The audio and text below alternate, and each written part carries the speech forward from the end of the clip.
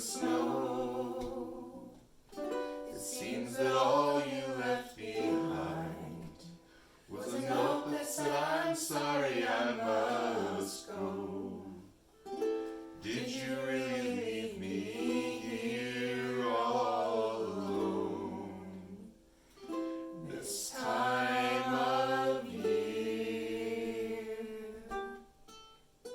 I'm gonna save an arm and a leg this Christmas. I'm gonna have some money come New Year. Bells are ringing, choirs are singing, and my pockets are jingling. My baby left me full of cheer. Joy to the world, my baby's gone. My future's never looked so bright. And truth be told, I can't recall the last time I enjoyed a silent night. So fire up the Yuletide log and pour me a bucket full of milk. I'm gonna save an arm and leg this Christmas. I'm gonna have some money come New Year. Bells are ringing, choirs are singing, and my pockets are jingling. My baby left me full of cheer. I just had a Christmas card with a note from dear old mom. She said the family's all chipped in and paid for my account at Match.com. I'm gonna save an arm and a leg this Christmas. I'm gonna have some money come New Year. Bells are ringing, choirs are singing, and my pockets are jingling. My baby left me full of cheer. My baby left me full of cheer. My baby left me full of cheer. Hey! Yeah, we did it! Yeah, all right. Rudolph the red-nosed reindeer had a very shiny nose Like a lightsaber. and if you ever saw it, you would even say it glows. All of the other reindeer used to laugh and call him names. You stuck-up, half-witted, scruffy-looking nerve herder. They never let poor Rudolph join in any reindeer games. Now this is pod racing. Then one foggy Christmas Eve, Santa came to say, Rudolph, I am your father. "No! Rudolph, with your nose so bright, won't you guide my sleigh tonight?" It's a trap! Then how the reindeer loved him. I love you. I know. As they shouted out with glee, Rudolph the red-nosed reindeer, you'll go down in history like Han Solo. You'll go down in history. Rudolph the red-nosed reindeer.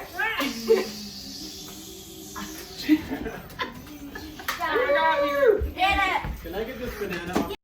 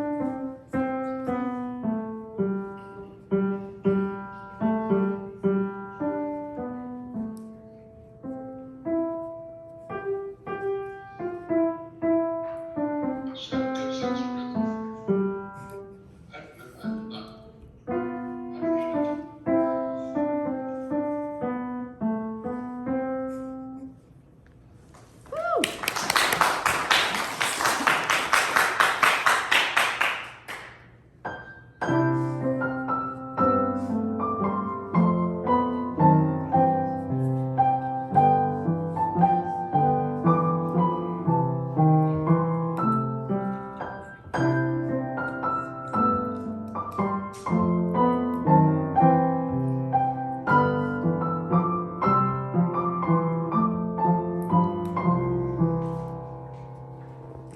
was awesome.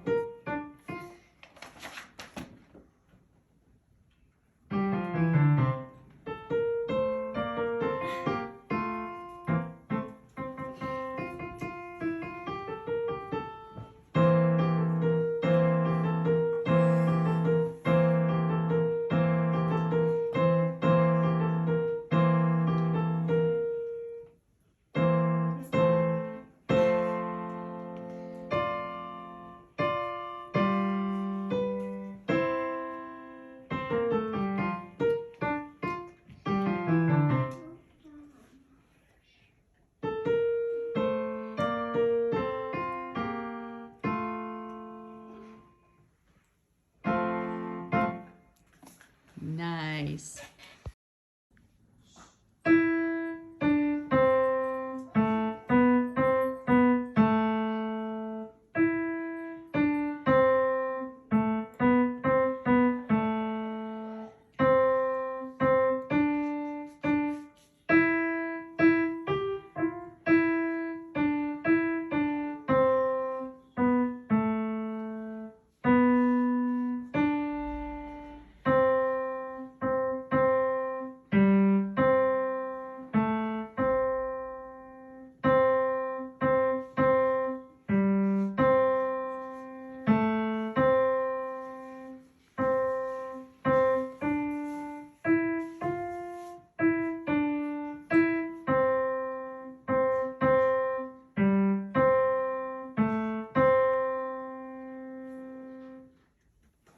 Good job.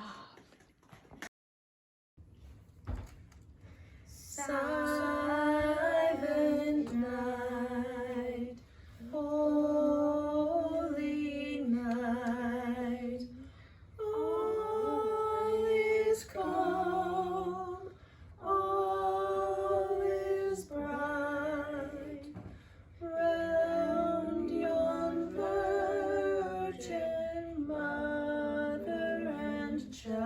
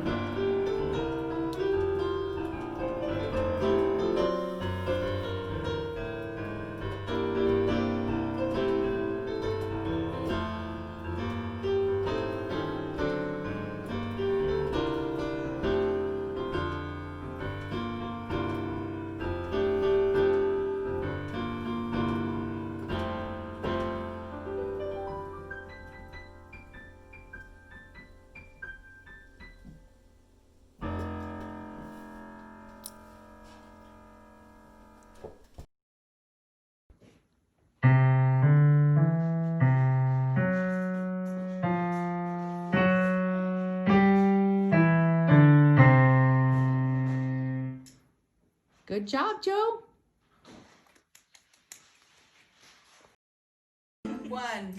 Dashing through the snow in a one-horse open sleigh. O'er the fields we go, laughing all the way. Bells on bobtails ring, making spirits bright. What fun it is to ride and sing a sleighing song tonight. Oh, jingle bells, jingle all the way. Oh, what fun it is to ride in a one-horse open sleigh. Hey! Jingle bells, jingle all the way. Oh, what fun it is to ride in a one-horse open sleigh.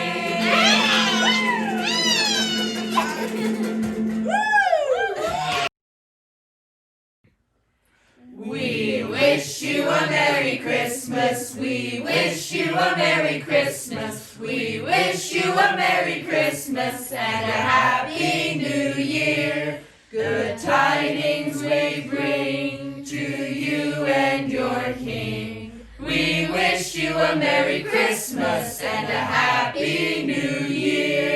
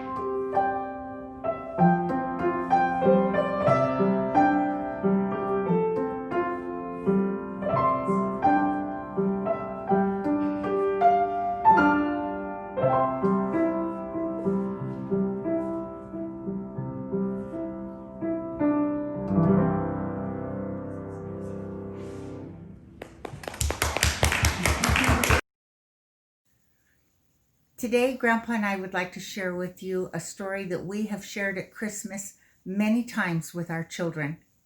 It is a true story called The Candle. The scene, a dark shed ringed by barbed wire in Siringo, a Japanese prisoner of war camp on the east coast of Sumatra. Outside, the tropical sun was blazed by day, and a huge moon filled the fantastically starry sky by night.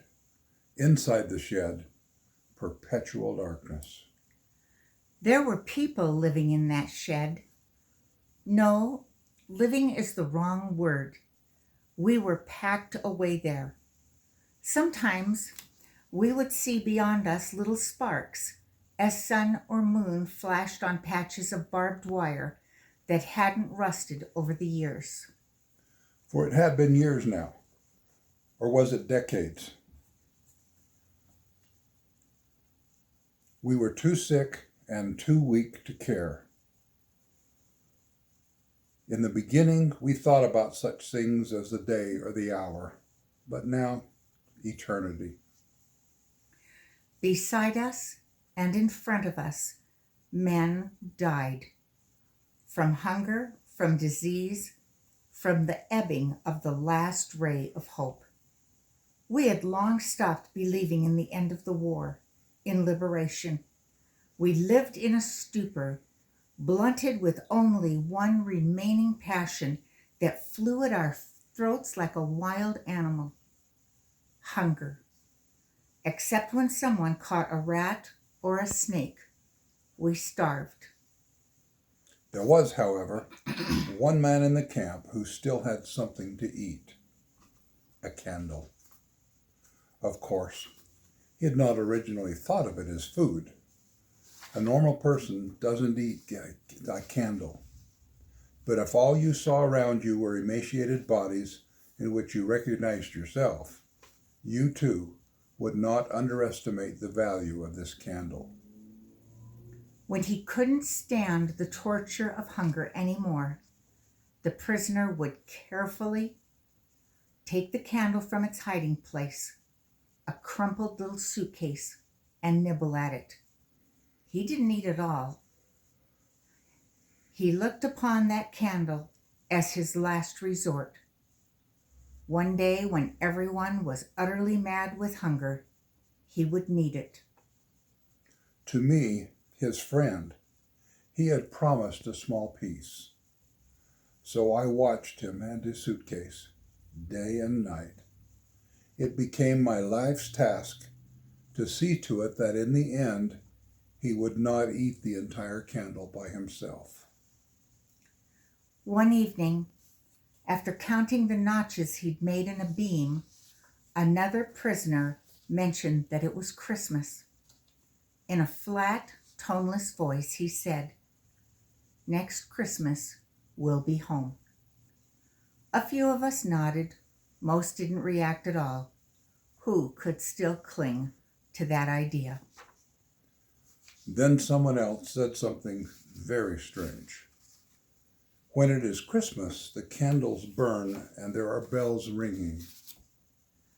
His words were barely audible, as if they came from an immense distance and a deep, deep past. To most of us, the remark had no meaning whatsoever. It referred to something completely out of our existence. It was already very late, and we lay on our boards, each with his thoughts, or, more accurately, with no thoughts. Then my friend became restless. He crept toward his suitcase and took out the candle. I could see its whiteness clearly in the dark. He is going to eat it, I thought. If only he won't forget me. He put the candle on his plank bed. What now? He went outside where our captors kept a fire smoldering. Then he returned, carrying a burning chip. This little flare wandered through the shed like a ghost. When my friend reached his place, he took the chip, the fire, and he lit his candle. The candle stood on his bed, and it burned. No one said a word, but soon one shadow after another slipped closer.